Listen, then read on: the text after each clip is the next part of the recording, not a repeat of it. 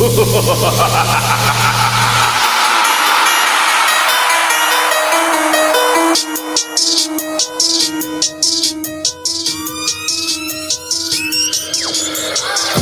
you that before you get a fucking facelift. Pull up with the gang quick, leave you on the pavement. Girl, they looking for me, but you know I'm with the same clique. I'm black on my stained skin, pull up with a stainless. X-amining, better known as so they call them make the play. I came with this spot cause if they tried it, I'm the best of it.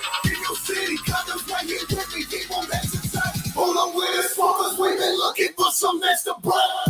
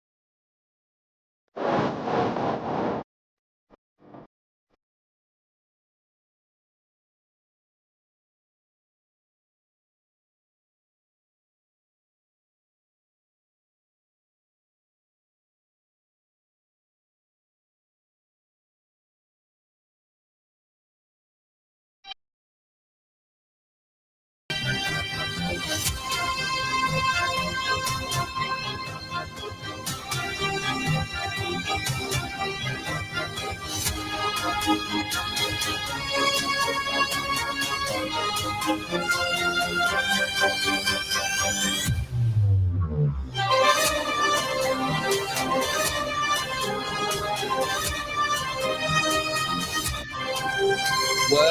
ladies and gentlemen, welcome. It is now time. It's your favorite time of the week, our favorite time of the week. Well, it's not the Bill, not the favorite time, but it's just as close, ladies and gentlemen. It is time for the final episode of X-amining 97, and boy, we have a lot to talk about. Joined with me on tonight's esteemed panel, we're -1. He'll be here in a little bit. But of course, it's Jen, not your mother's Ascani. We're joined by Frey Girl. And of course, hello. right below her is the one, the only, the Forzocalypse.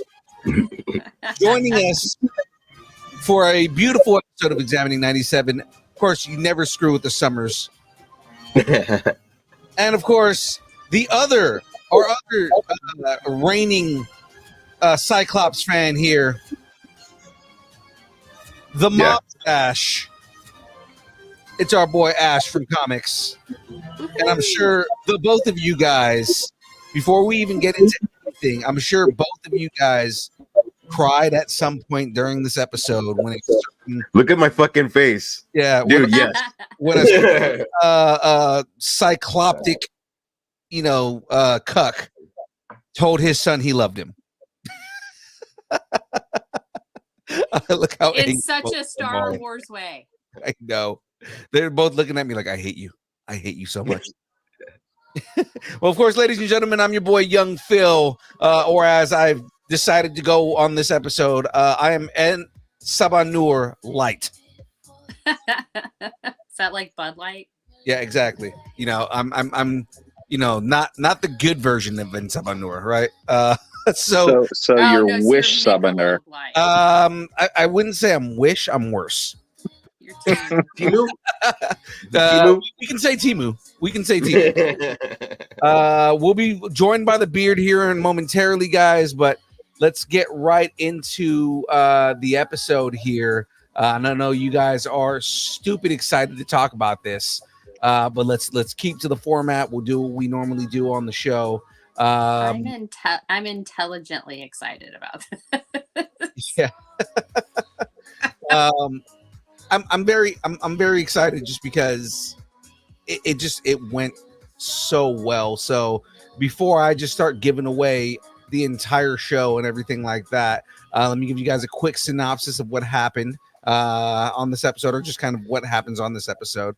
The X-Men go head to head with Bastion and his Prime Sentinels.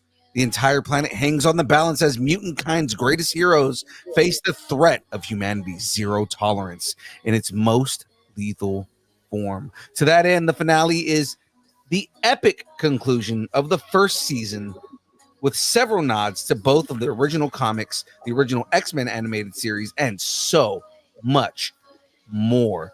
So, of course, as usual, we're going to get our kind of thoughts on how the episode went, and then go through Easter eggs and everything, kind of like, how we essentially expected things to go down with this.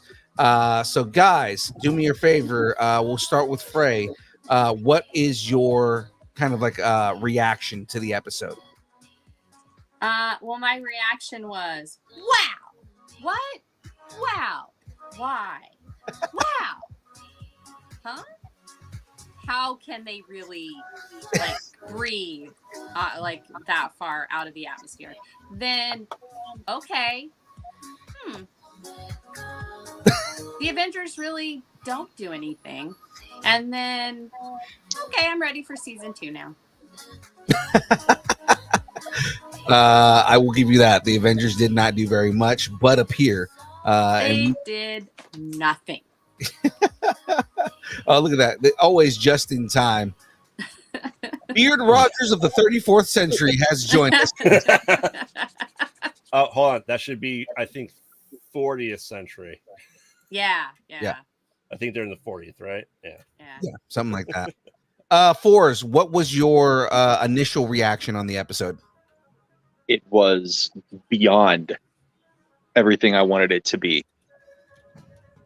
It did not fall short. Like, if anything fell short, it was like one thing and something else happened and it turned out to be better anyway. So nothing fell short. It was unbelievably, incredibly, amazingly good. I can Awesome. agree with that. I can agree with that. Mob Stash, Ash, what is your initial reaction for the episode, man? Again, every episode felt like I compared it to like Walking Dead. There was no walking to Tyrannus episodes. There were everything fucking counted. Tyrannus, whatever the fuck it was. It Sure. was nothing was wasted. Everything, like everybody had. If you watch wrestling, everybody had their hope spot. Everybody shined. I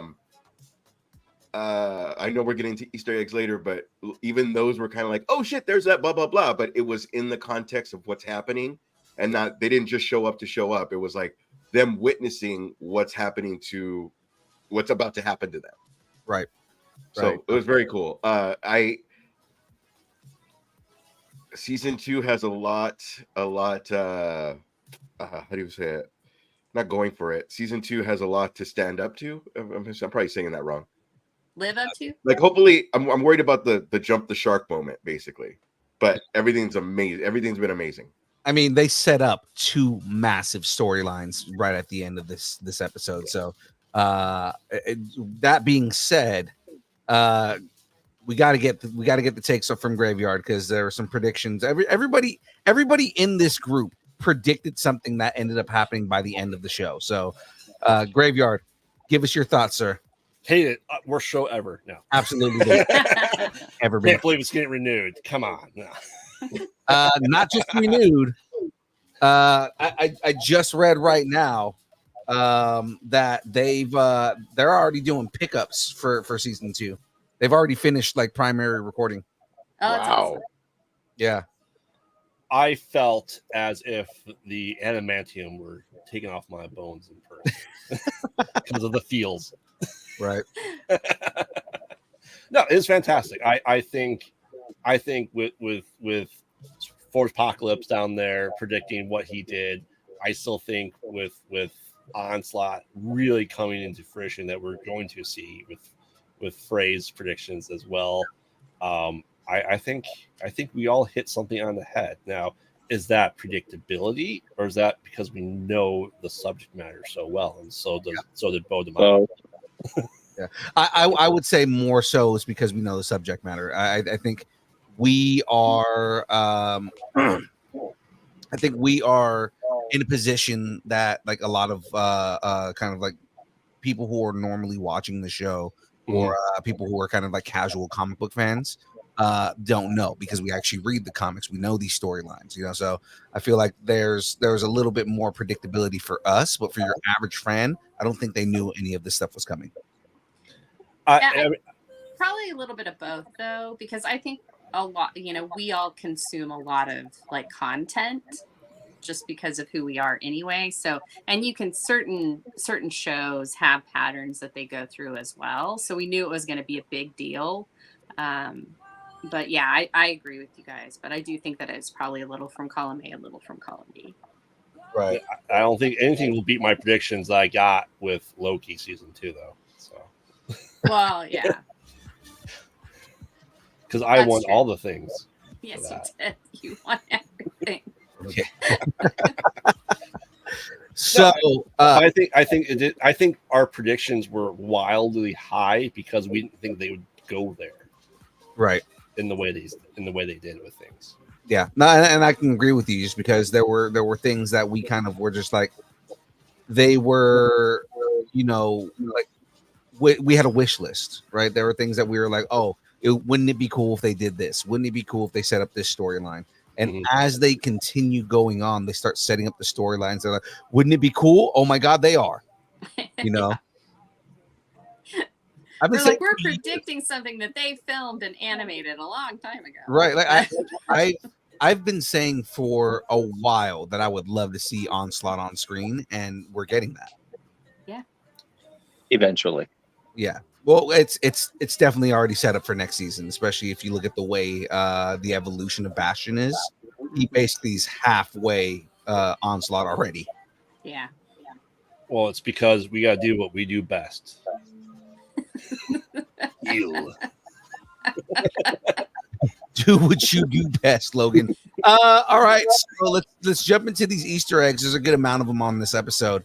So there are some changes to the opening of the episode. We do get to see a young Charles and a young Magnus together fighting. We also get to see Cable fighting Apocalypse. I mean, they kind of just like, you know, the foreshadowing that happens in this opening. Yeah. I think him fighting Apocalypse has always been there. It has. It actually Okay. has for the last few. Yeah, at least the last few episodes. I think it's been I think that's why we made apocalyptic predictions was because of that scene being included. Because we knew Apocalypse was coming, right? Apocalypse now. Right. Greatest Well, X-Men villain ever.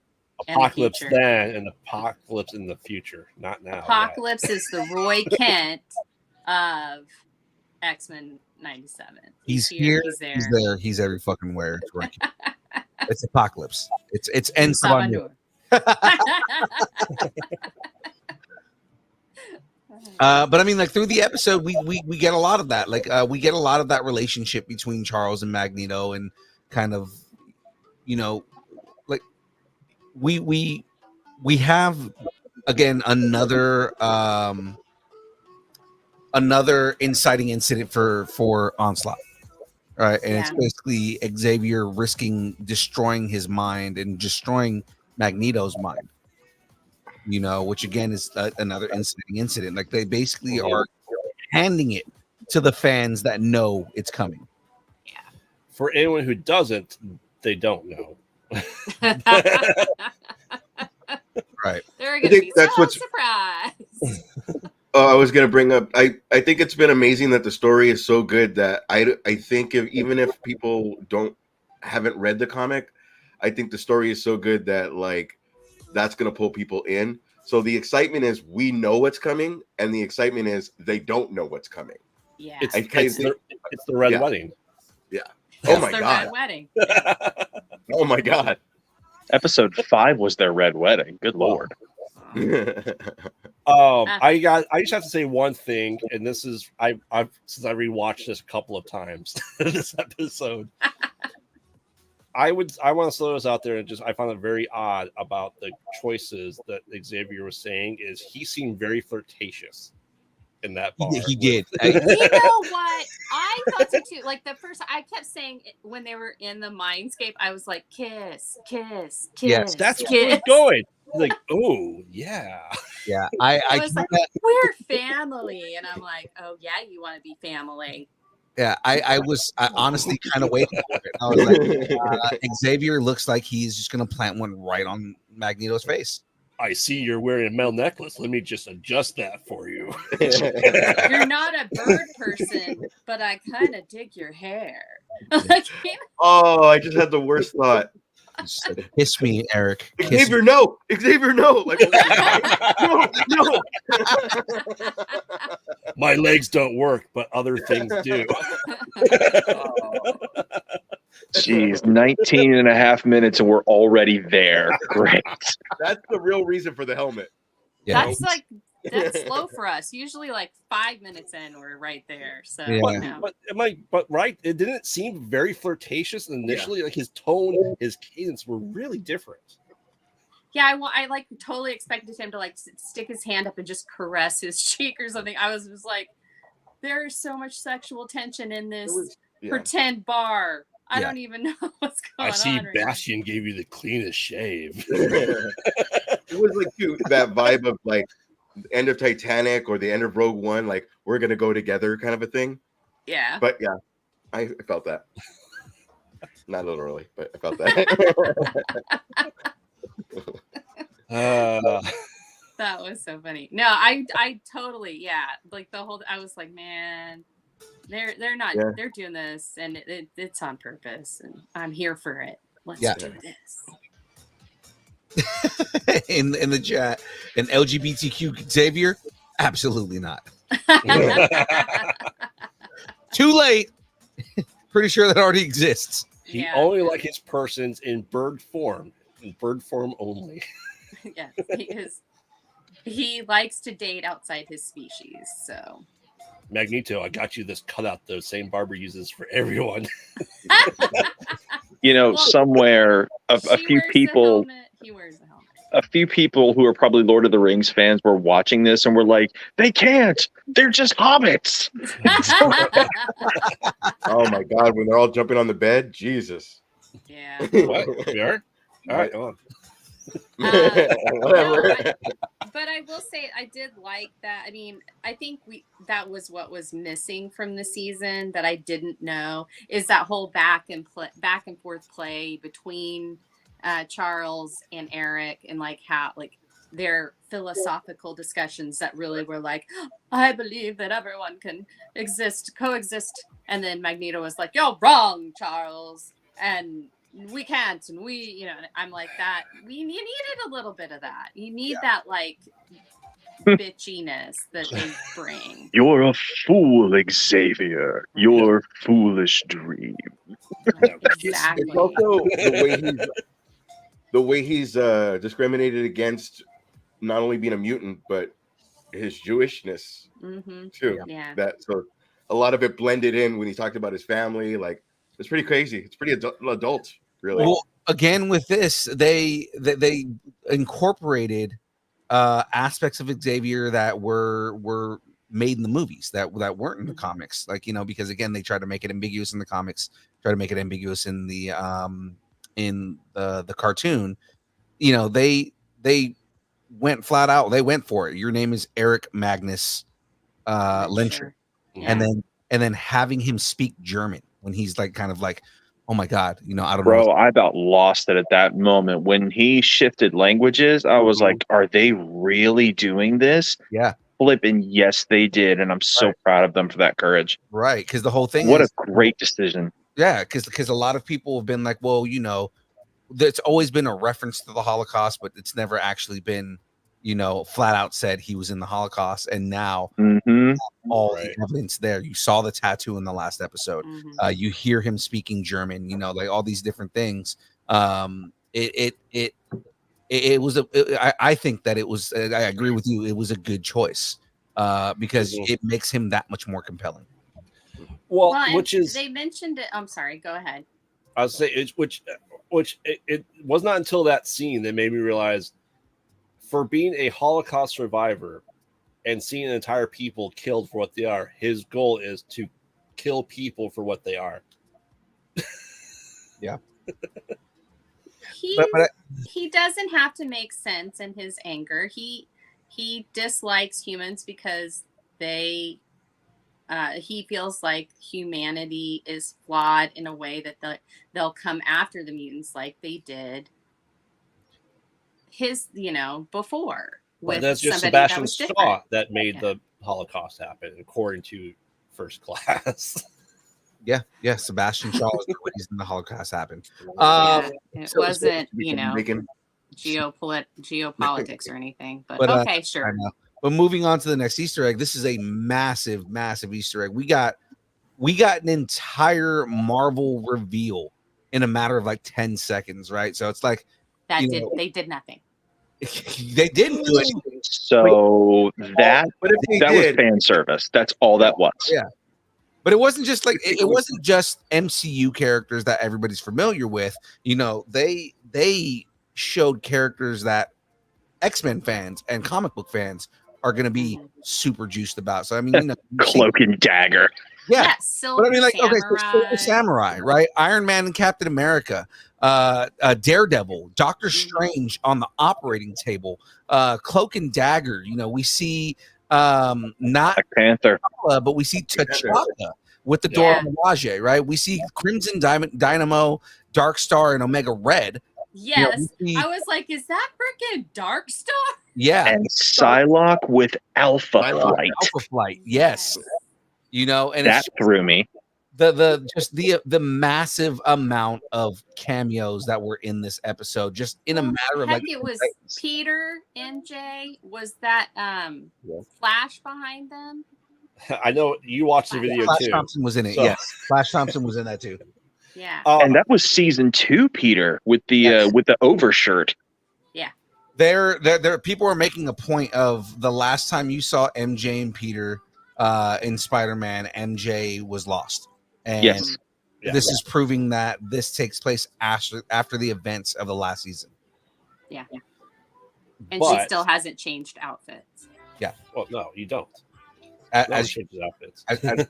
as you Only if you're going back to the 70s can you change outfits. Right. But every character is 90s era cartoon version. Even Mr. Fantastic Yeah. was the 90s era. This is the 90s clunky Iron Man suit. Yes. Yep. You know?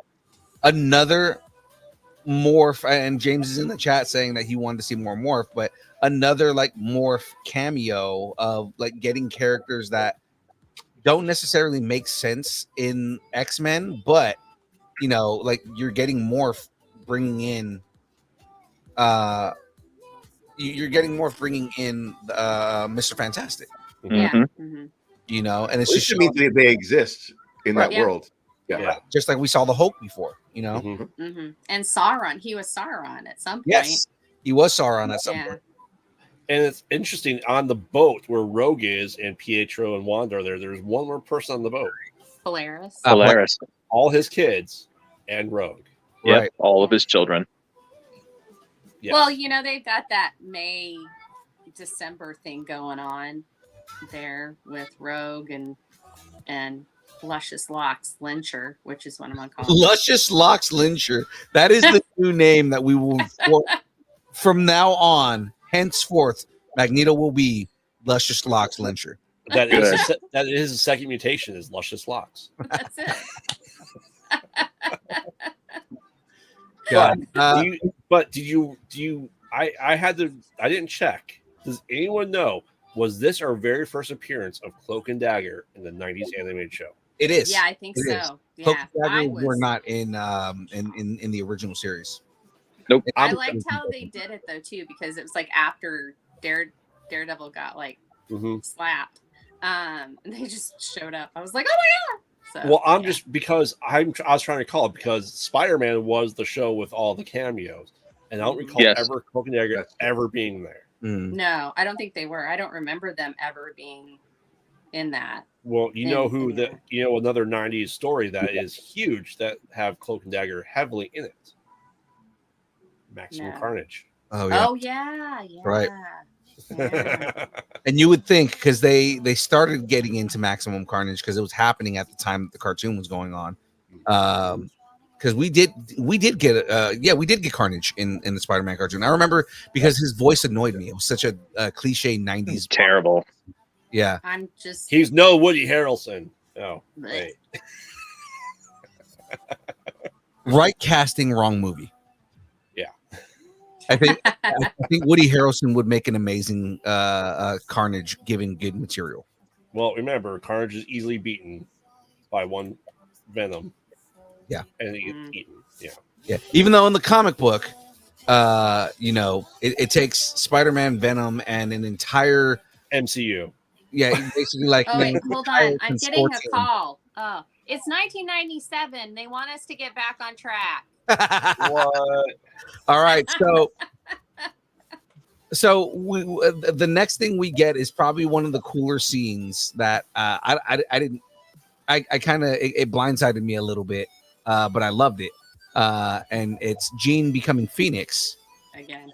but not just Jean becoming the Phoenix. It's her pulling all of the DNA out of Mr. Sinister.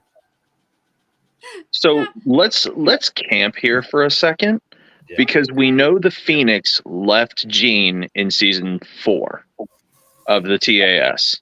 Yeah. So the question that is going to be on many people's minds if they don't read the comics is, why and how was Jean able to access the Phoenix if the Phoenix already left her when she was extinguished? So she actually mentions that. She talks about it. She talks about I dug deep and found a piece of the Phoenix Force still inside of me. So So she Goku'd is what it is. Oh, I felt the power of Godhood, so now it's part of my Saiyan genes. no, but she also said it's gone. that'll never happen again. She mentions that she can never access the Phoenix Force again, but she found like a piece of it still inside of her, and it took. She says it took her son dying, even though technically it's not her son. Yeah. Well, biologically, it is. And it also, if you took notice artistically, a lot of what she was doing as quote unquote Phoenix was her telepathic imagery, not her. She did not actually take the red blazing fiery form only for a second, but when she was reaching out with the talons, they were blue telepathic talons. Right. She was also in water. So I think a lot of that was just projection, like force projection for power's sake. But the one thing that the Phoenix was able to do that she normally wouldn't do was pull that DNA out of Mr. Sinister. Mm-hmm. So I think she was using her powers, but supplementing with that last little bit of the Phoenix Force to fuck up Sinister. Which was so satisfying. I was waiting for Scott to come back to Earth and disintegrate every cell that was Sinister, and I'm glad they didn't do it. Not only did Sinister get absolutely wrecked, he was completely and utterly humiliated. And then Morph got in his face and screwed with him more. Right, because he was like, "Show me my face," because he's vain. So it's like, "Show me my face," and he shows him as the old withered up, just destroyed prune of a man. He was obliterated. He was gone. It was satisfying. Do you want my gravy boat theory of how the piece of the Phoenix is still there? Yeah, please. Yeah. What device did they put on Bastion? What was that attached to last? Power dampening to do what to the Phoenix? Right. Yeah. Oh, sorry. Hold on, guys. I gotta on Instagram, Tron Trizzle. One, she says, yes, it was Flash Thompson. Mm-hmm. Oh, good. Yes, I thought that's who it was. She says, haha, the close by season. Wasn't she Hydro Girl? Yes, because she was doing everything through the water, but it was also pulling some of the she was using the Phoenix Force because that's where she used that power to remove the DNA from. I think she's saying Mary Jane was Hydro Girl because our good friend of the show was Hydro Man in Spider-Man, and she was a clone created from Hydro Man. Oh yeah, okay, all right. For Mary Jane, I think he's talking about Mary Jane. Yeah, and then and she brings in Sauron, and then the last thing she said is no, it's not. That may just be in reference to Phoenix. Yeah. Like I said, I think a piece was in the headband. Yeah, it could. Oh, that makes sense. Yeah. But do you think the writers would have gone into that kind of theory, or they'll make it make sense later? Considering how Bastion built his arsenal and what he's able to do, I fully think it's from the power dampening ring that he got his powers, and we'll discuss the wibbly wobbly timey wimey stuff and how he's able to do that at the end. Yeah. I can see that. If the writers brought back these two random people that had 0 lines from the one man's worth, they definitely thought about the power dampening thing. Yeah, that's true. Absolutely. Yeah. I agree. But I thought it was cool. It was a really good image and a really good, Mm-hmm.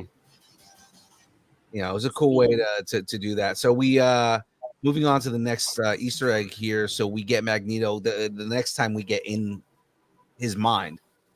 We get another Onslaught tease because they talk about Magneto's amnesia. Mm-hmm. Yeah. Right, and just the trauma that he has gone through, and kind of just not remembering his friends and family's faces, and Xavier trying to right the ship kind of thing. Yeah, and that, I liked it. I felt like maybe they let it go on a little too long, but that could have just been me going, get the fuck out of your minds and help your students, you motherfuckers. Fucking kiss already. Yeah, kiss, get it over with. I think we should just include all the Onslaught Easter eggs into this one thing. It could have just been stalled for that long, just so that it was snap out of it, bro. Like, you know what I mean? Yeah. Because it had to No, be yeah. that close for it to be like, oh shit, you know, like everybody was accepting death. Mm-hmm. Yeah. No, I mean, at that point, they were. Are you so Grave? Are you talking about the wings? Are you talking about Bastion's wings? Yes, they have the. He has the body. They have the mind. Yeah. Yeah, Just that yeah, because that's also an Onslaught thing. I did It's- like how they clipped his wings, by the way. it's all Onslaught. Let's face it. Yeah. I mean, everything but his face is Onslaught at this point. Mhm. But I mean, all you That's have like- to do is put Magneto's helmet on him, and he's Onslaught. Yeah. Yeah. Absolutely. So I liked that Cyclops like went to Wolverine and was like, dude, you're more than just a killer. Come on, do this. You can heal. We need you, man. Don't break her heart. Don't break her heart. That Yeah. was like, oh Whose shit. heart? Whose heart do you think he was referring to? Jean. You think Madeline, Jean? You don't think? Storm. You don't think it was Jubilee? Oh, it could Jean. have been Jubilee. It could be He's on Jubilee. Dawson's Creek right now. No, he was talking about Jean. Jean. Well, because Yeah, because that Cyclops only talks about Jean. He doesn't talk about anybody else, as But we he all know. to me, he is looking at Jubilee because Jubilee was there, and let's face it, Jubilee and Wolverine had That's right. huge sidekick stories throughout the comic runs. Yeah. Yeah. That's true. Yeah, I mean, it could have been either one. I love that. I love that perspective, dude. You bring a new perspective on it. We all thought Jean, because, you know, it's all about this freaking soap opera that is Jean and Scott and Wolverine. But I think because of the cat, I think because they called back multiple things of the X-Men trilogy, it you know, it wasn't Jubilee, but the stand-in was Rogue, Mhm. and that's the story that Jubilee always had with Wolverine. It's always been the case, and Jubilee always was there with Wolverine. Yeah. Which always was funny to me because Jubilee was in the X-Men movies, but you know, barely. But, yeah, Yeah. very- well, and I mean, they stood Jubilee in the cartoon because they didn't want to use Kitty Pryde, Right. and they replaced Jubilee with Rogue in the movie. So it all goes back to Kitty Pryde. They should have just freaking used Kitty Pryde. It's Which not like Kitty you Pryde- can't use her. Which so, Kitty Pryde was like a main character in the movies, so it's like, yeah. right. So so convoluted. So moving on to the next thing. Oh God, Rogue. I'm sorry, I don't remember what you're going to say. The Rogue fucking punch, because she like knocks, like almost like it looks like she like breaks his jaw. Oh yeah. You Like know, she like breaks his whole freaking face. yes, she wrecks him, and that I mean, given that he like heals himself immediately, but like she goes to go punch him, and she goes, "His name was Gambit. Remember it." Yeah. Can Well, we even just get to before where she that- Hulk clapped? She Hulk clapped. Yes, that was cool. She But did even, Hulk clap his ass. But even before that, when she's talking to Jubilee and Roberto, Yeah, she says a line that is totally Gambit. It's like a total Gambit line. I can't remember what it is though, but it's like, you know, The cards are always dealt in our favor. that's it. And Oh, but yeah, she that's says it what it to was. them, and I was like, oh yes, she's finally dealing with her grief. So, but like when she With her thunderclaps his ass, when she like Hulk thunderclaps his ass, he like flies to the blue side of the moon.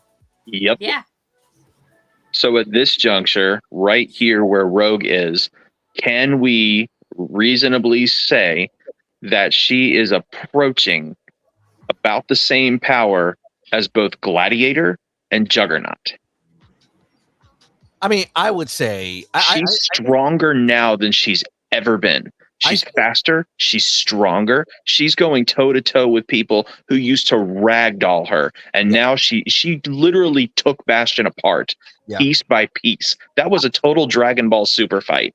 Yeah, I think she could take Gladiator. I honestly think she could take Gladiator. She's married I a catfish down in Louisiana. I think her confidence has skyrocketed. Oh yeah. And I think that's part of it is that 0 Fs. yeah, It's like also just the Rogue- amount of anger she has right now. right. Well, Rogue really thinks she has nobody left. Right. So she doesn't have anything to live for. So why not go like, brutal on it? I think so. But we have to remember, like, she absorbed, and I don't know if they ever explained it in the series, but she absorbed Captain Marvel's power. Miss Yes. Marvel. Back Well- then she was Miss Marvel. But Yeah, yeah, right, she but she still had she fully absorbed Carol Danvers. Yes. Right. And she had that cosmic power. So she's got a lot of power that she's not willing to access because she's afraid. Like her fatal flaw is she's afraid to let go because if she touches someone, she could kill them. Right. And so she's always afraid. So not only is she afraid to touch people, she's afraid to unleash her full power. And I think we're starting to see her like really walk into that full power that she has because she's not as afraid as she was. And I like that. I like that a lot because that's the Rogue I love. So I think everyone is being more sure of their powers in this season. yeah, Everyone. They're down with OPP. Yeah, overpowered people. Overpowered people. But you talked about the blue side of the moon. Where is he? Why wasn't he watching? Is he still over? Are you talking about Uatu? Uh-huh. Uatu probably was still in the other side of the animated universe. Oh no, he was getting snacks for the fight. Hey, he was talking with Supreme Strange, is what he was doing. Did you also take notice that the battleground of Bastion and Rogue was the same battleground the X-Men took on the Imperial Guard on the moon? Yes. Yeah. The very same battleground. No, and I think what they were doing was an homage to multiple things, right? Like they were saying, okay, this is typically where Uatu the Watcher lives, but also this is from the original series where they fought the Shi'ar Empire. This is also the city where Black Bolt runs, because Adeline is in the zone. Yeah. Yeah, they couldn't get Black Bolt because the show's already canceled. Right. No, I was gonna say he is so mad right now. Like their neighbors are pissed. Uatu is probably trying to get snacks and timed it wrong. And you've got like the Inhumans just being like, "Dude, get off our lawn. Go fight somewhere else. We moved to the moon for a reason." Yeah. Worst neighbors ever. This magnet guy just brings a piece of Earth up here. Their next door app has got to be on fire right now. Oh God. So moving on to the next one. So they confirm that the Black Panther in this timeline during this time is King T'Chaka. And T'Challa hasn't taken up the mantle yet. I find that to be a interesting choice. I think it all had to do with them like not wanting to be the people that recast T'Challa. They were like doing it. They were like, no, Chadwick still needs to have that mantle. And so I think that's why they did it. I think that is the only reason why they did it. Technically, they have recast him, even though it's not T'Challa, it's T'Challa Jr. But I mean, as an adult, like they're not ready. They didn't think that anybody would be ready for that yet. Right. I like it. I like it. I don't think it has to be. And it also really solidifies that this is not canon, that this is an alternate universe. This is not a canon thing. So just those little differences. Right. The question is, how old is T'Challa here before Storm starts boning him?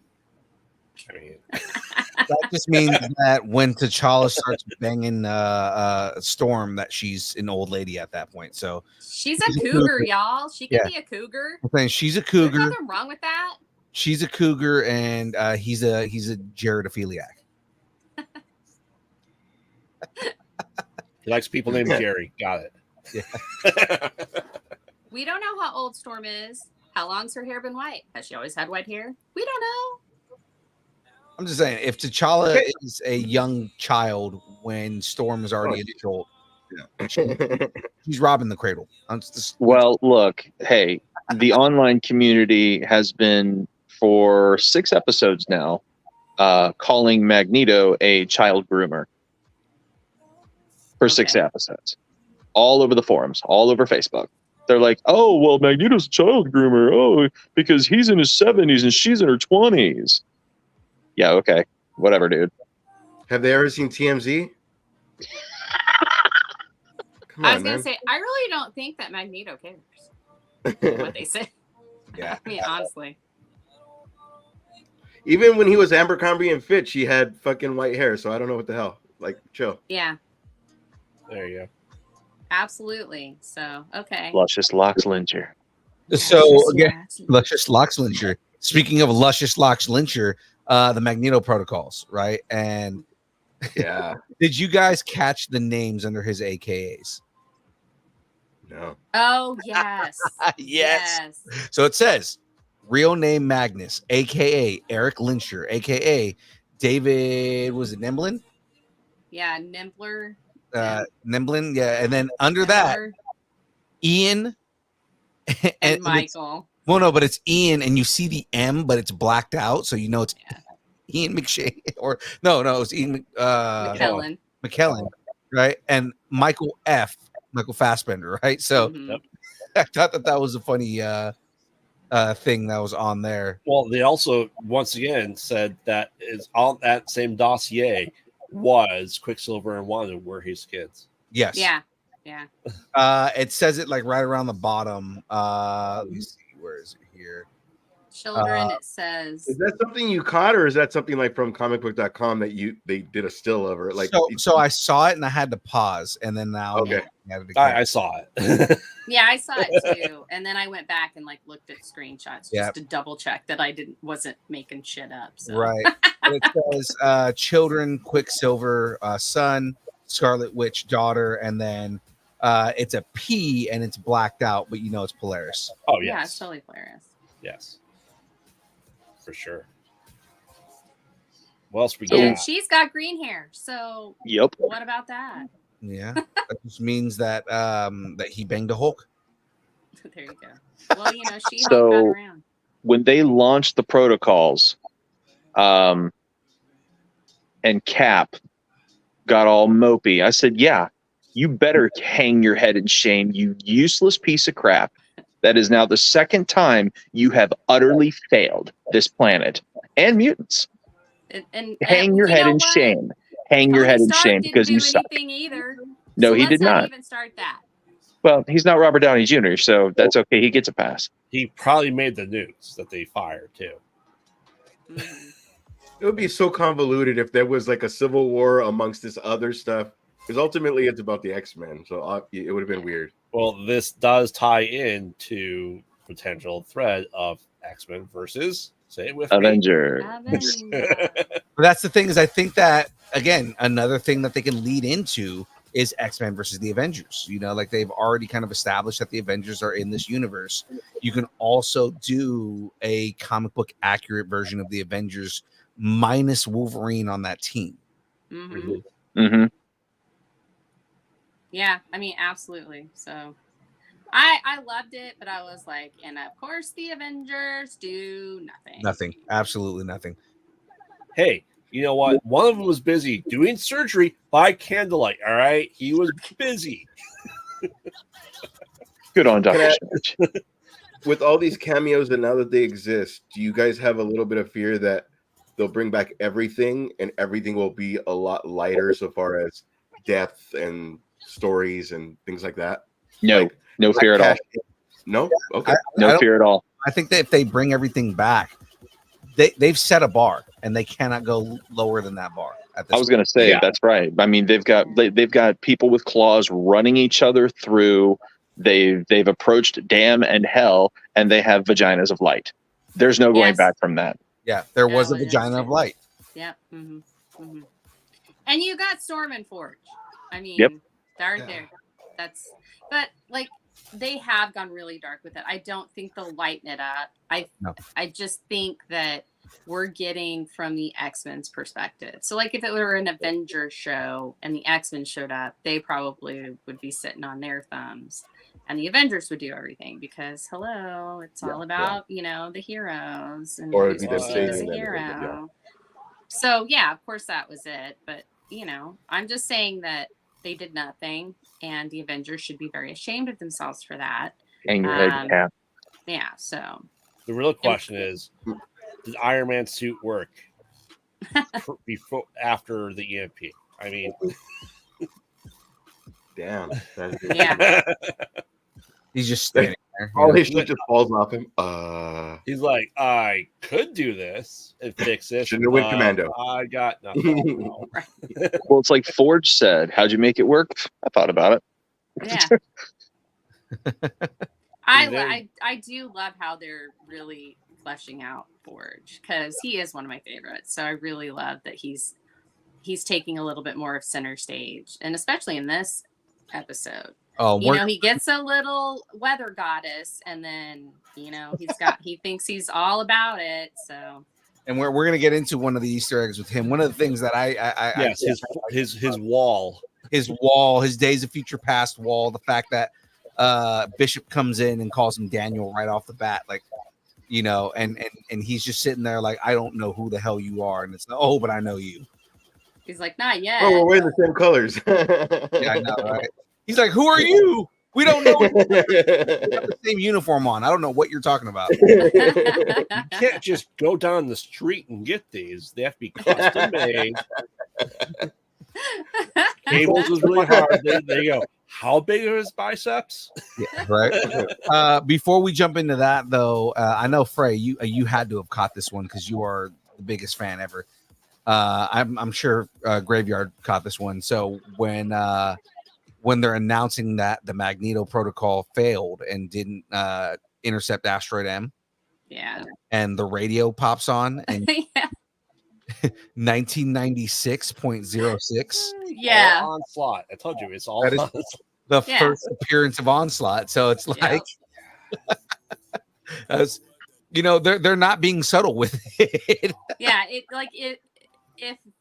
if it were a frying pan, it would have hit someone in the face. Like, I mean, that's like how they're like, hello, Onslaught over here, table for two. Like, what the hell? So, but it was still cool. I like stuff like that.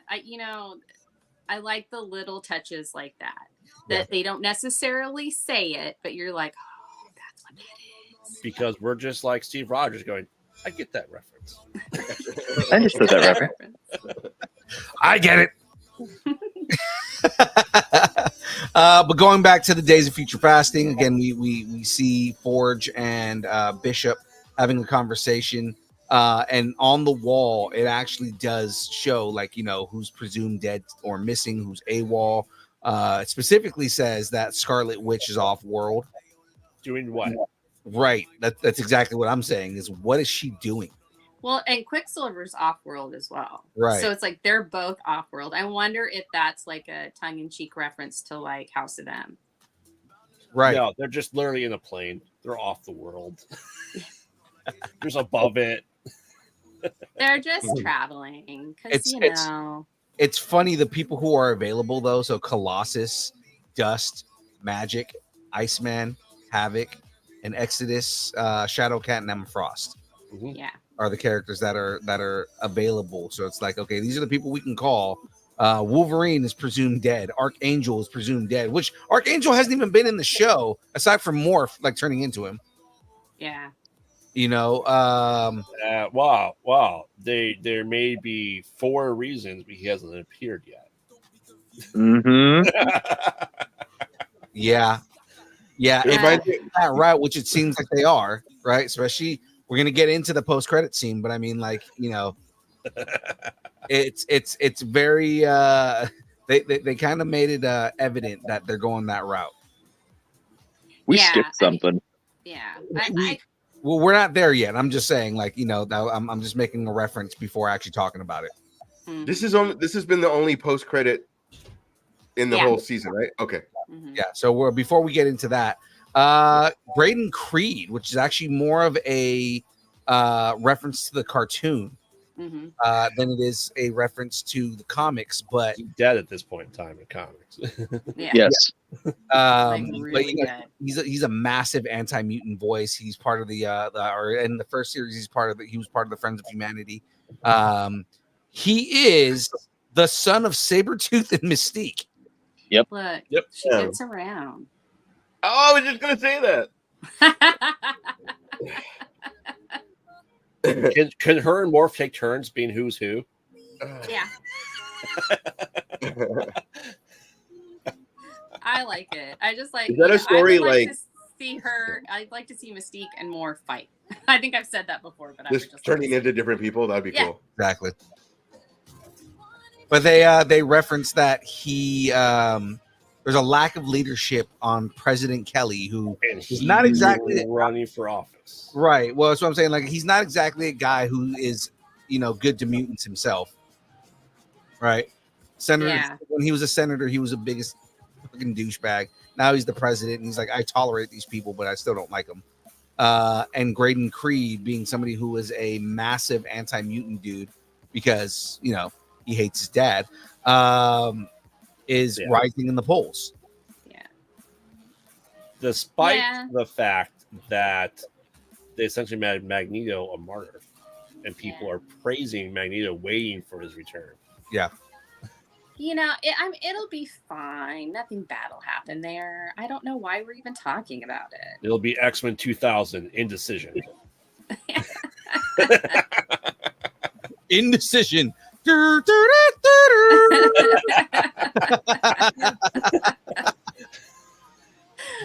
man. Oh. Then we get like the big we're gonna sacrifice ourselves because Hell it's yeah. a Tuesday. What?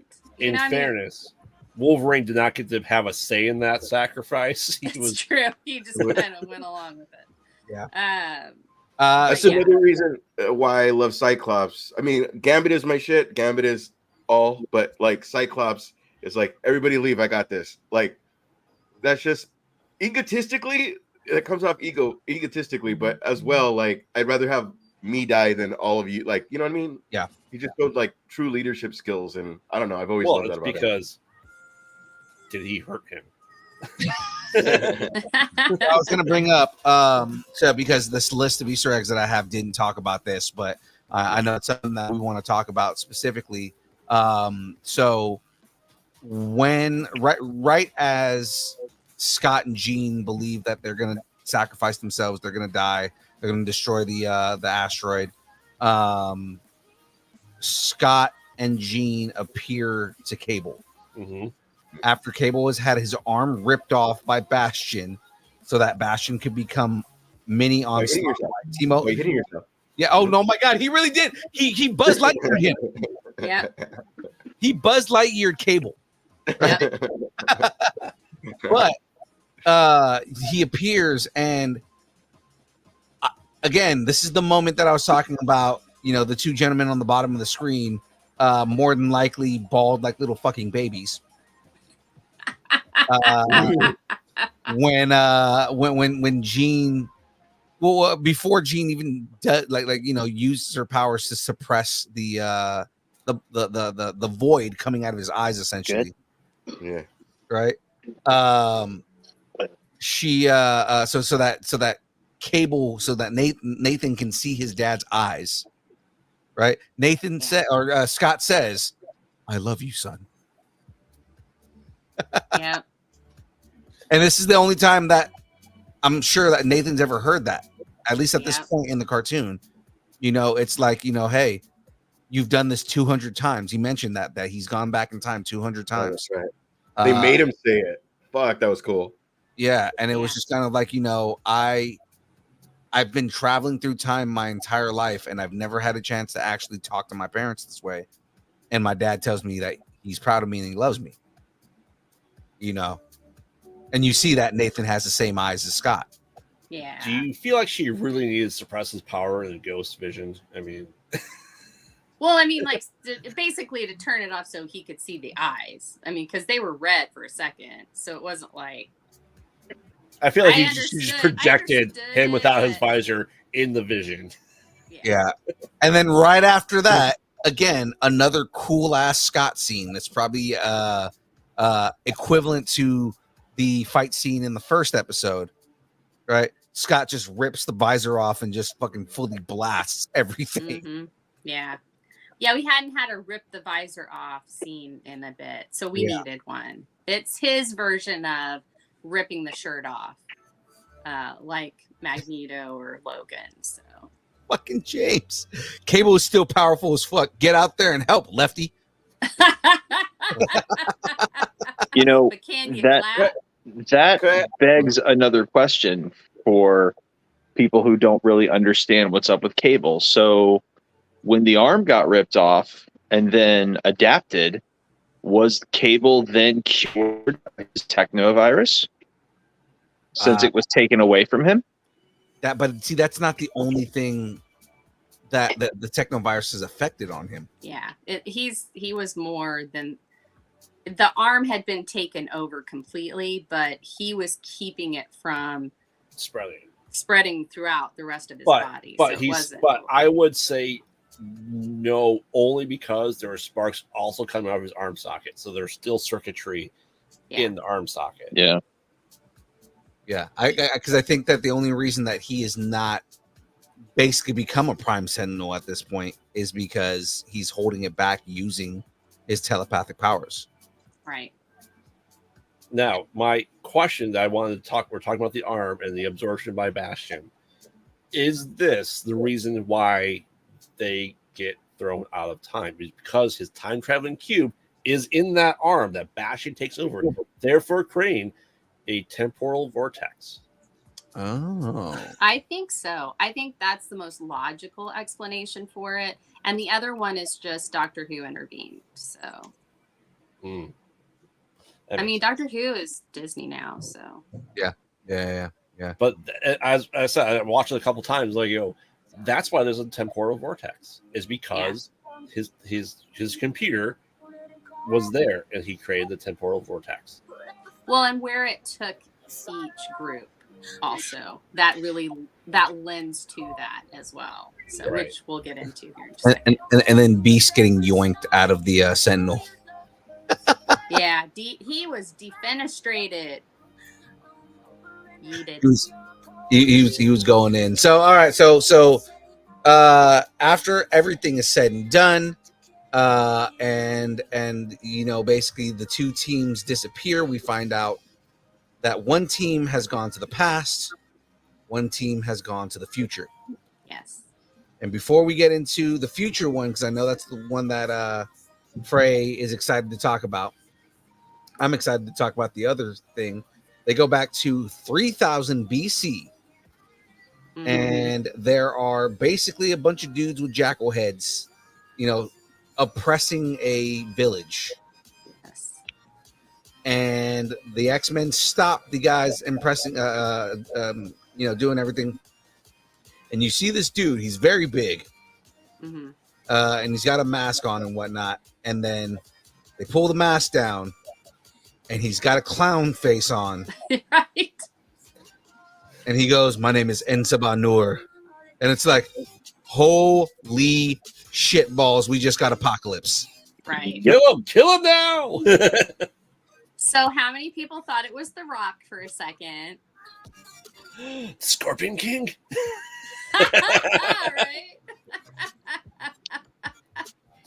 Right.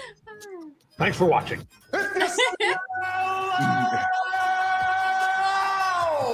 What The Rock is cooking.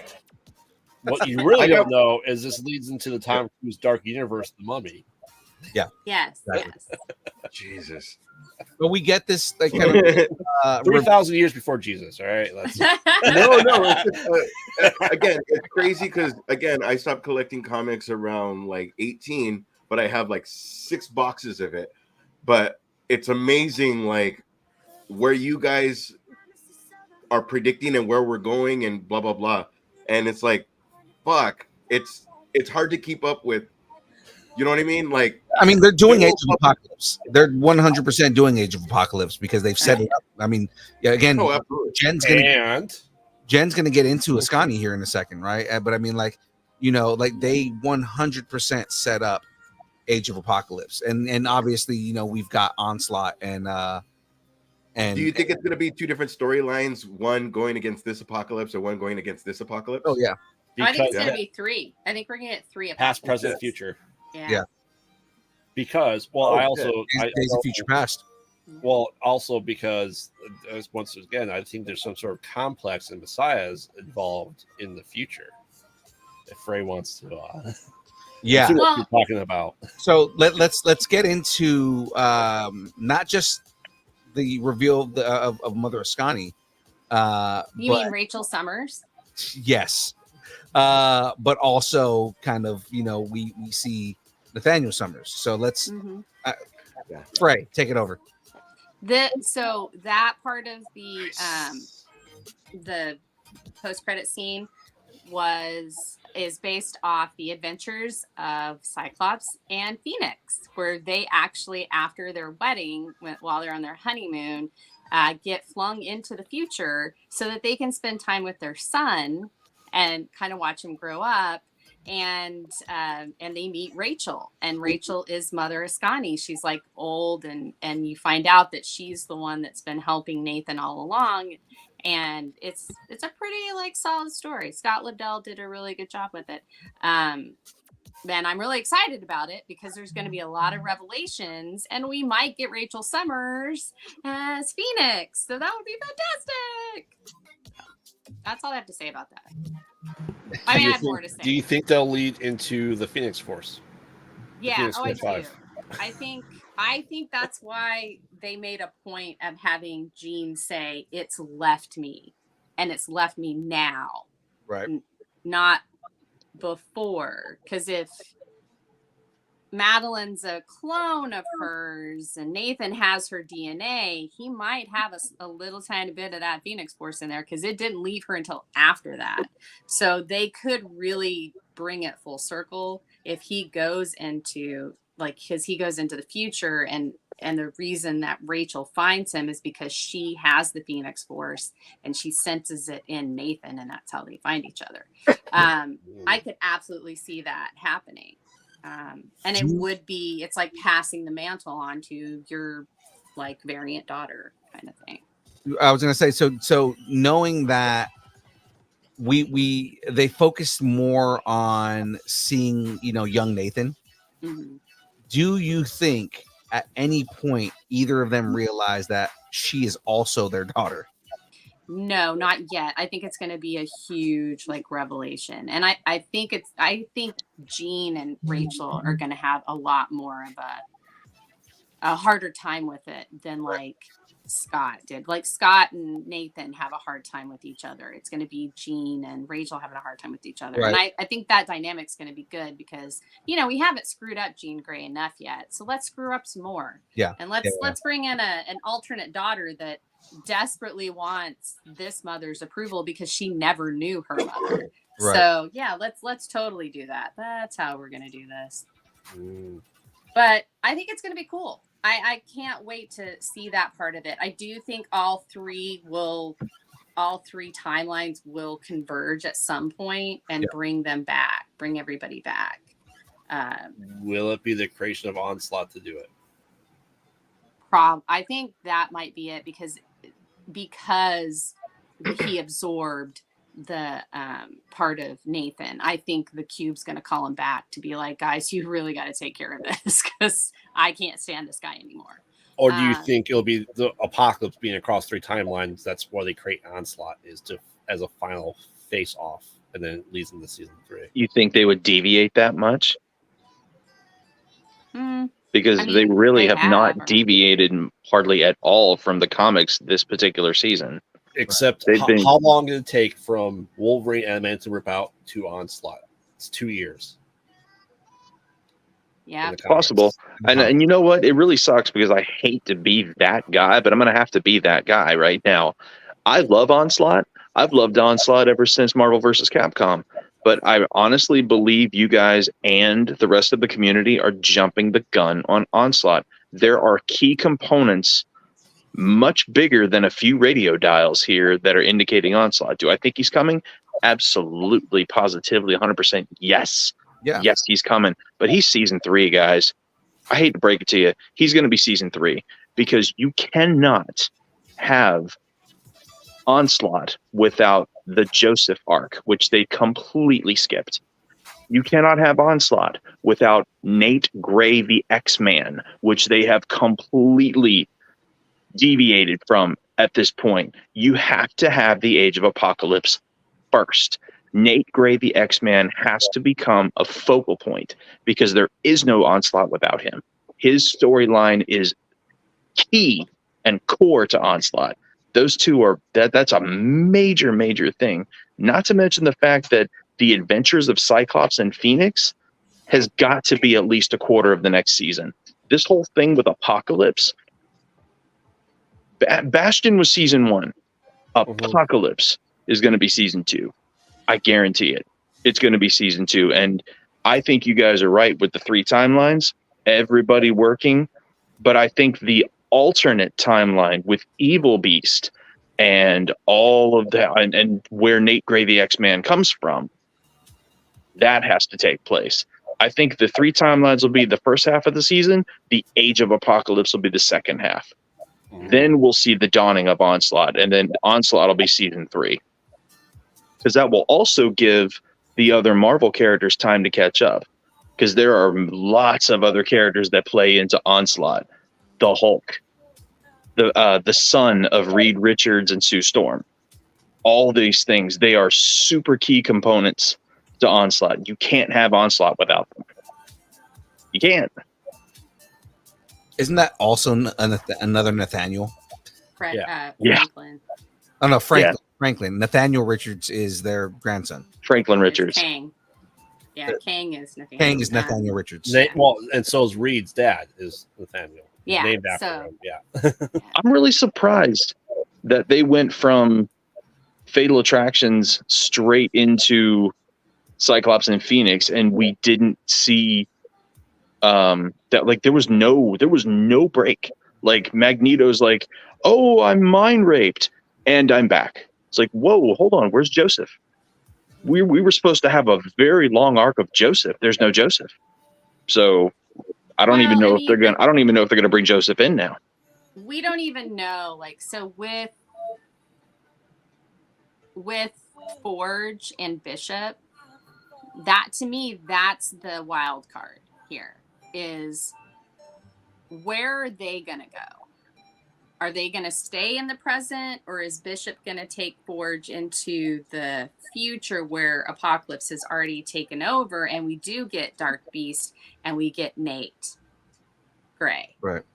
You know, I mean, that could be the next thing. I think the adventures of Cyclops and Phoenix, I think at best it's going to be 2 episodes. I don't think it's going to be any more than that.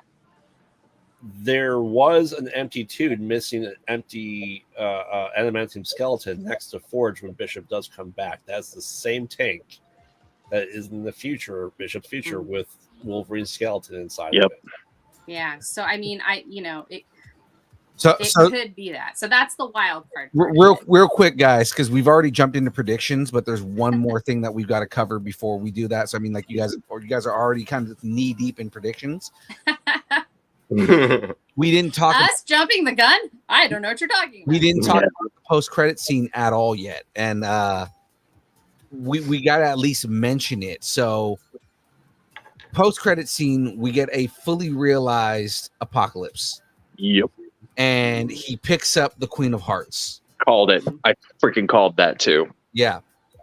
And basically, you know, again, the way that he delivers the line, right? You know, because it's again, you know, it's Age of Apocalypse, just based off of that too. He comes up, so much pain, my children, so much death, and you see him open his hand, and he's got the card, so you know this is how we get Gambit back, because albeit very short, Gambit becomes the Angel of Death. Yeah. Angel of Death. And That's he the looks like a Targaryen. What? that's the most female, feminine Slayer version I've ever done. My bad. My voice cracked. But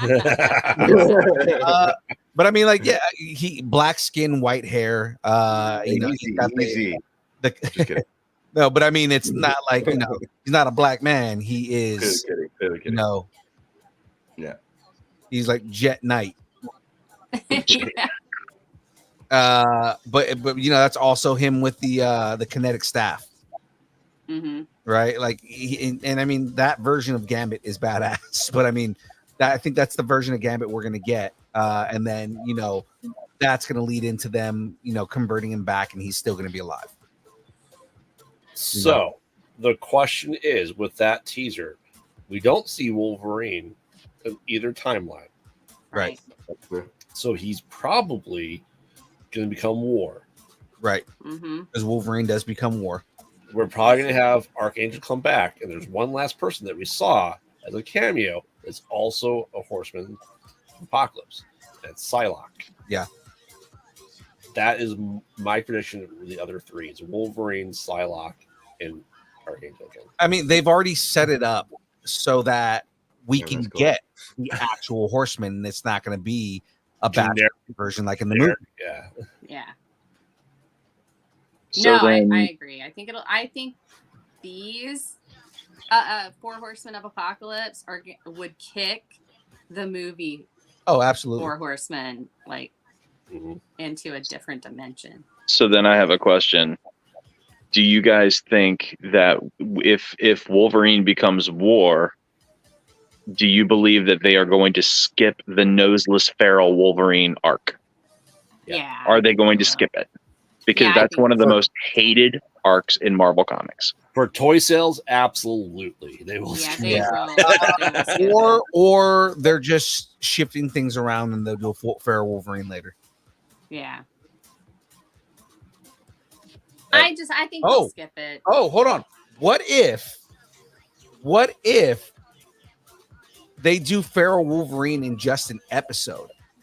Oh, they could. Yeah. They could, Because they tend to do that. They tend to condense an entire story arc into one episode. And like it's Milestone, like the Marvel Milestones. right. And it doesn't feel like, you know, we're losing anything.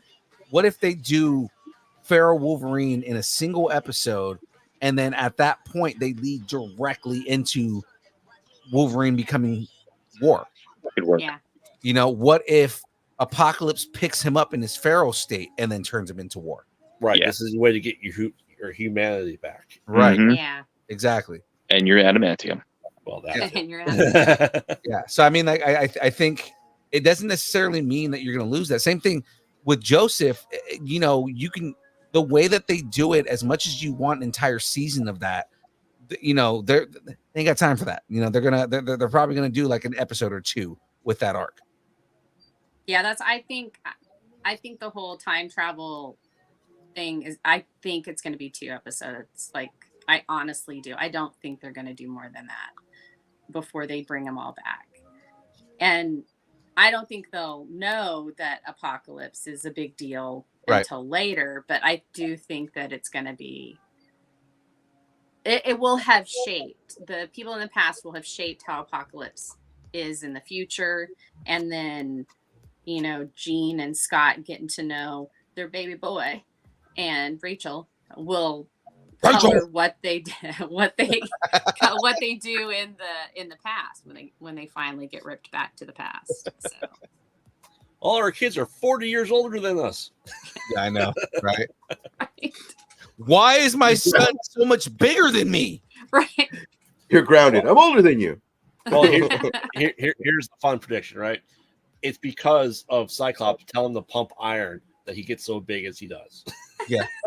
It's Cyclops. You gotta lift better, son. You got to put them weights up, son. That's why Nathaniel's arm is bigger than fucking Scott's thigh. Yeah. Right. So with that being said, we kind of already jumped into predictions. Is there anybody else that has any other predictions here? Ash, do you have any predictions for anything that may happen next season or anything you'd like to see? The things that you guys brought up were amazing. There's so many predictions though that I feel like, fuck, we only have 10 episodes. Like everything that was even said today, I was kind of like, I don't know that they can. It could either all those ideas fit into one season. Feel like it would be nothing was given its due.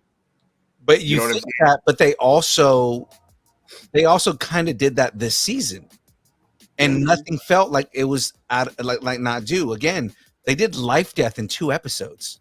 They did Inferno in 1. They did Inferno in 1 episode. You And got some the episodes entire are- Goblin Queen arc in 1 episode. Yeah, we were kind of cheated there.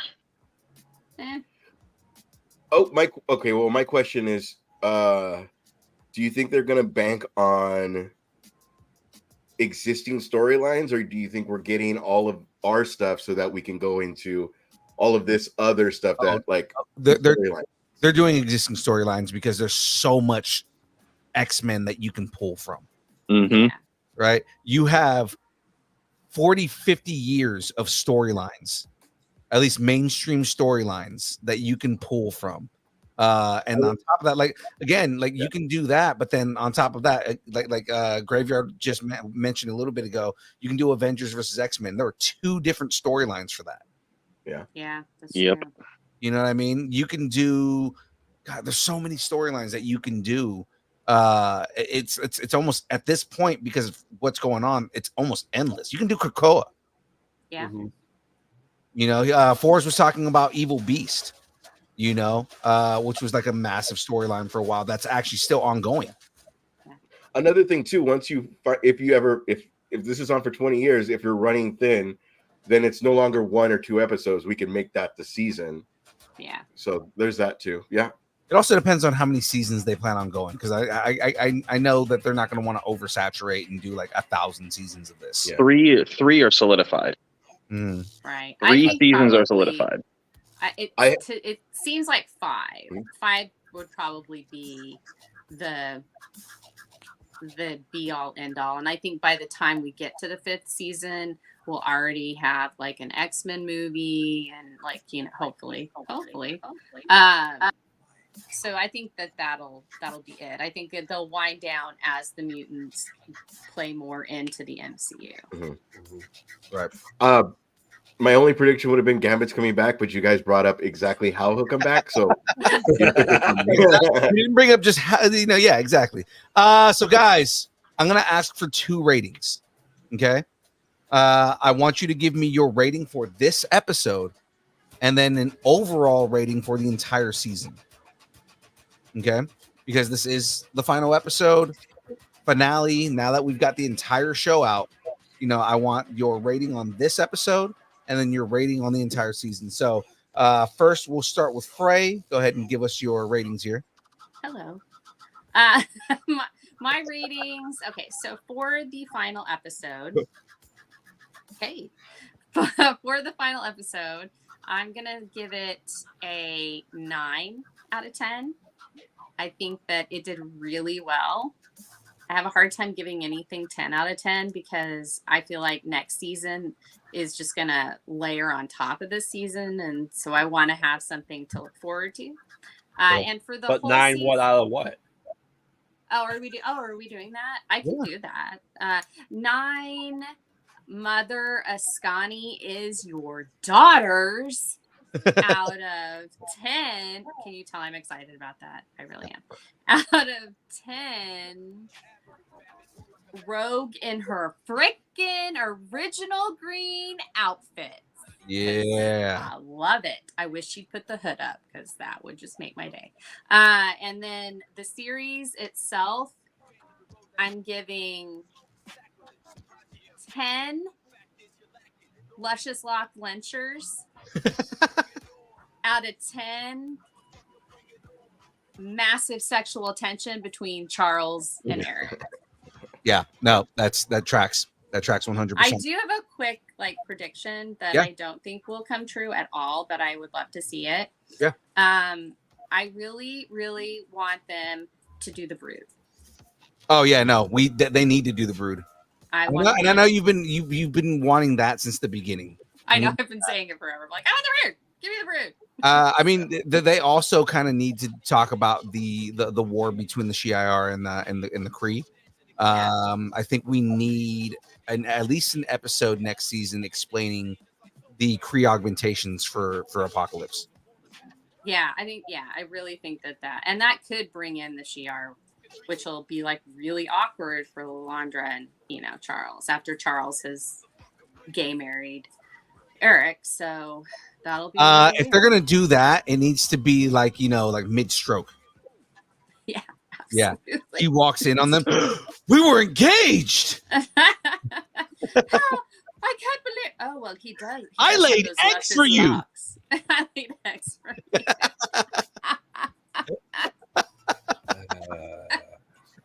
Force, what are your ratings? I don't know if I want to go after all that.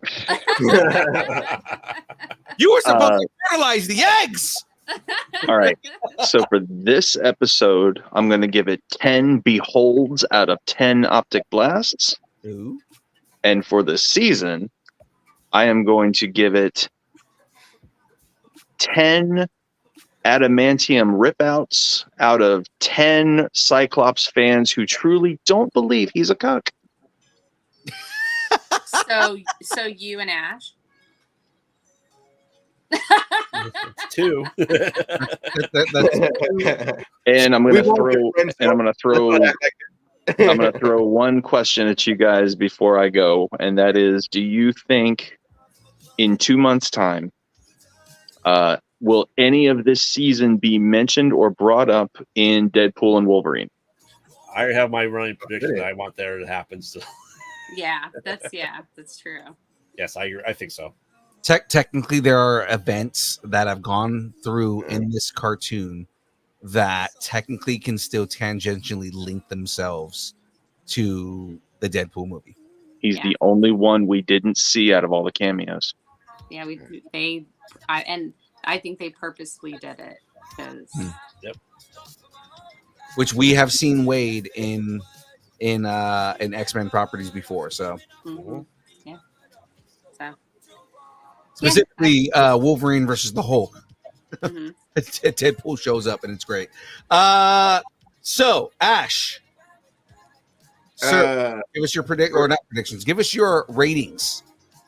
Okay, for the season, for this episode, I will go 10. For some reason, we're focusing on Rogue's ass during her fight.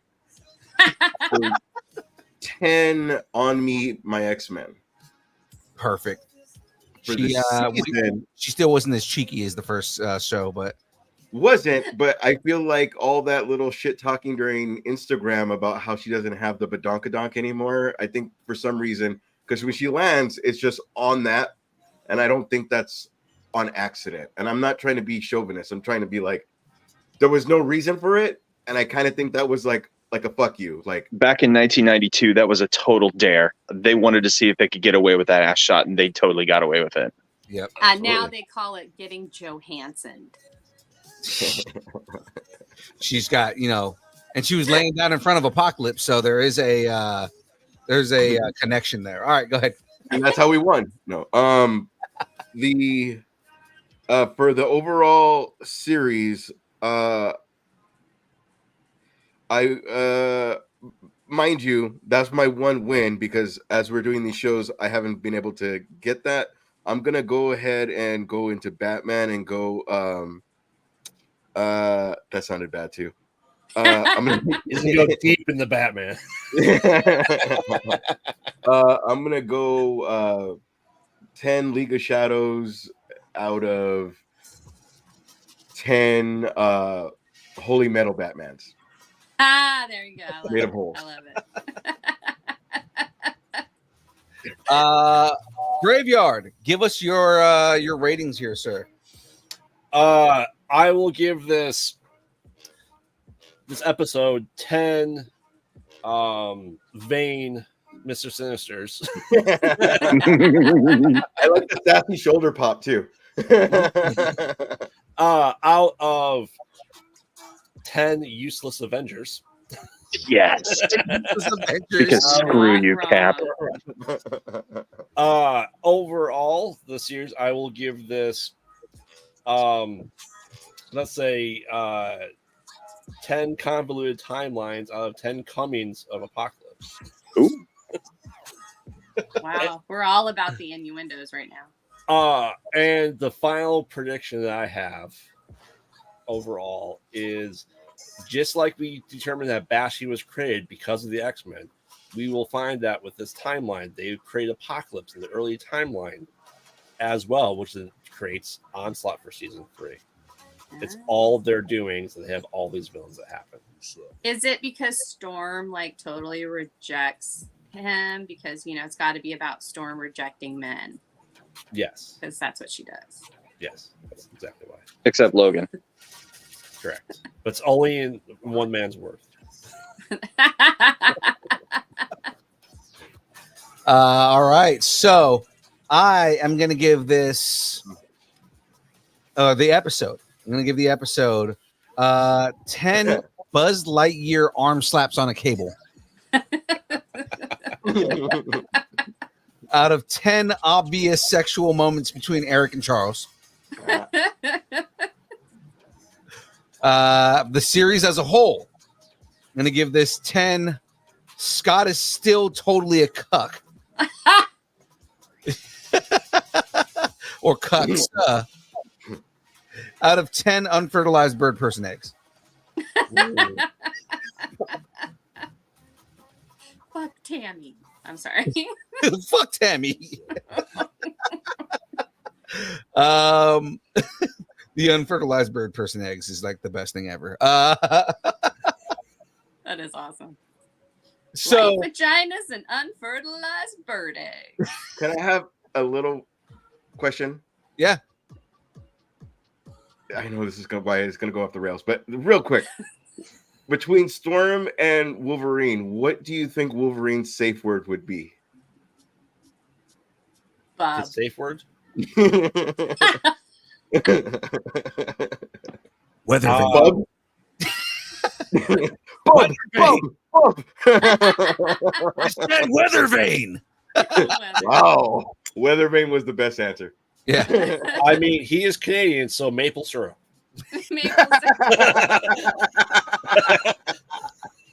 I hate to say it, darling, but maple syrup.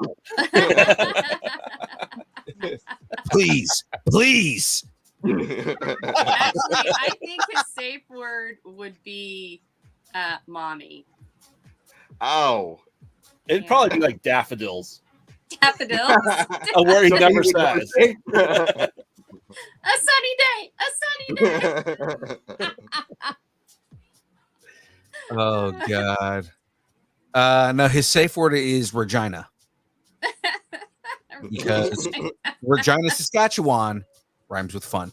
All right, ladies and gentlemen, that is it for our episode of Examining 97. We appreciate everybody who's been tuning in every week while we've been doing this. Well, I guess, there was like a week where we did 3 episodes because we didn't do it for 3 weeks, but still, it's okay. We appreciate everyone who's tuned in and hung out with us on this. We will figure out what the next show that we're gonna examine is gonna be.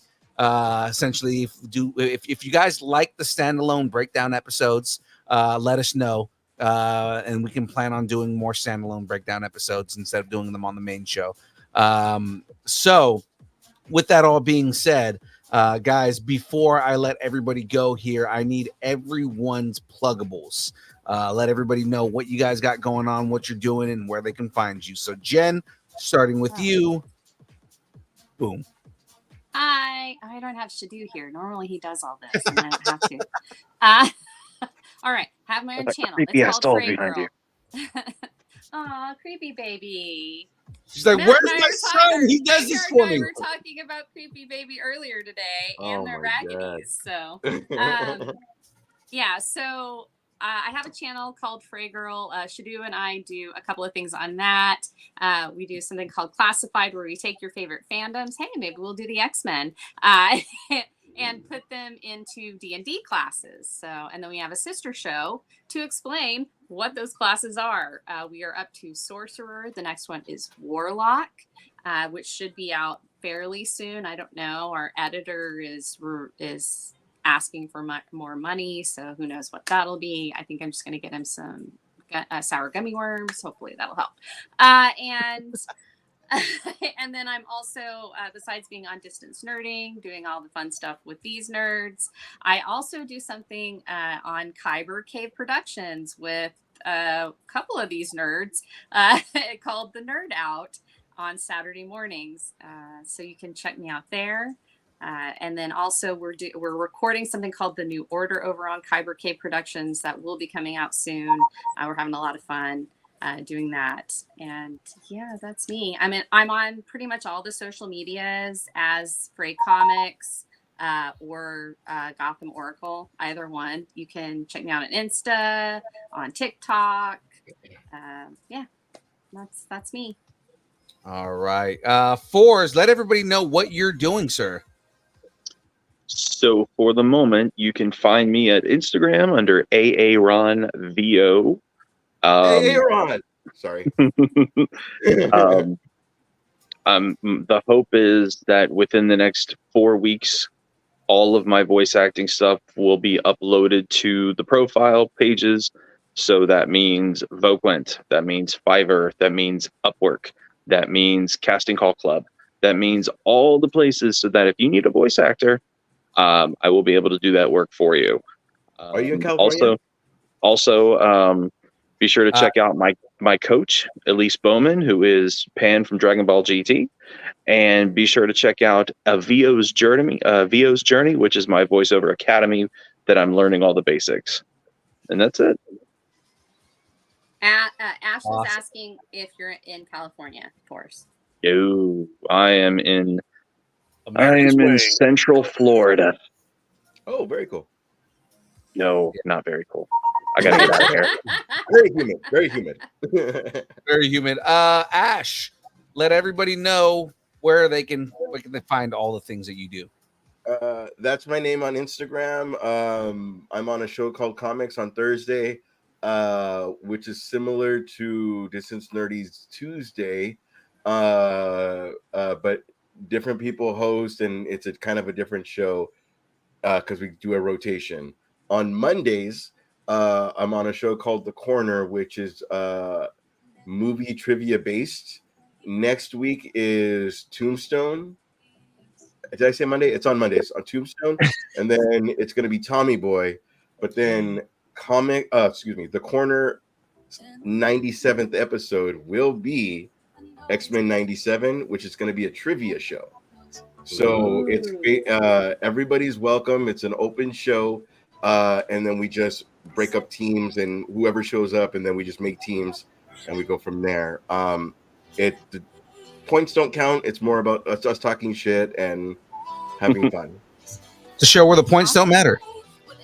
Pretty much. It's kind of, but I mean, like, it is, but it isn't, because when you lose those points, because there is a wheel, and sometimes you get point switch, and you lose all your points. So, but it's all made for just us talking shit to each other and having fun. Gotcha. Graveyard, where can everybody find you? Nowhere. You can find me nowhere, absolutely nowhere. I do nothing at all. Nothing at all. Where? Nothing at all. Yes, I'm Graveyard, co-host of the Mostly Pod at Night Mostly podcast. Mostly Pod. at night. Mostly. We are 3 episodes away from episode 100, so I don't know what we're doing for that. We're doing something for it. Congratulations. Thank you. You can also follow us on social media at Pod Out Night just before this show and for this time frame. We do Conversations of Lawyer. We talk to interesting people in the horror community, having an absolute blast with it. Just last week, we had David Cummins from the No Sleep podcast, somehow with 150 million subscribers and listeners, was on my stinky little show, which is amazing. You can find me at Kyber Cave Productions. I am doing new and interesting things in the retro world. For example, a reprogrammable NES cartridge, and what I can do with that, and the Polymega, and everything like that. to the point where I am getting a second camera set up to do repairs and builds and stuff like that too. So working all that out and rearranging my schedule every day. It seems like to do more indie horror stuff. So you'll probably see me less and less on some weekend stuff, just because now all my weekends are going to be horror movies and nothing but. Well, there you go. Well, you're following your bliss. What's that? Behind you with the logo, which one are you? Are you the one on the left or the one on the right? Oh, okay. He's the one without glasses. Hair. Gotcha. The one with no hair, yeah, that too. and less gray in the beard. So there you go. Yeah. You know, if the husbeard is setting up another camera, then that means on another day of the week you could have a separate show. So we've got Thursday for the build, Friday for the repair. Mm-hmm. Oh, that could work. So we got merch, people. Oh wait, that's the wrong show. Yeah, no. So on this one, we're gonna go boom right there, ladies and gentlemen. If you would like to connect with us on Instagram, Facebook, Twitter, Twitch, TikTok, Threads, YouTube, Discord, MySpace, Vine, GeoCities, Friendster, Second Life, AIM, Farmers Only, Christian Mingle, OnlyFans. It's only pictures of Aaron Watson's feet and mandals, the beard, and James's glasses just so seductively staring at you on the table. It's a table dance, but with glasses. I love that you did the black behind that. You can see it so much better tonight. And of course, if you'd like us to break up with your boyfriend, girlfriend, significant other, pet, schoolyard bully, annoying neighbor, or just tell us how much you enjoy us, hate us, or wish the internet would consume us and spit us out at the feet of Onslaught himself, then you can send us an email at dist. This season was amazing. It was pretty good, yeah. Cyclops put the lightning bolt into your name. It's nerding at AOL.com, and we will read it out loud on the main show. So, guys, that is it from us. We appreciate everybody here. Again, I appreciate all you guys for coming on and joining together for us to make this, X-Men of nerds talking about the X-Men show. And remember, everybody, in the words of Scott Pilgrim, bread makes you fat. Yeah. Bread makes you fat. Ladies and gentlemen, we will see you all tomorrow on the build. Everybody have a good night. Thanks, and keep nerding together. Have a good one, guys. Together, Cyclops is not a cuck. Cyclops is the master cuck. So Apocalypse meow.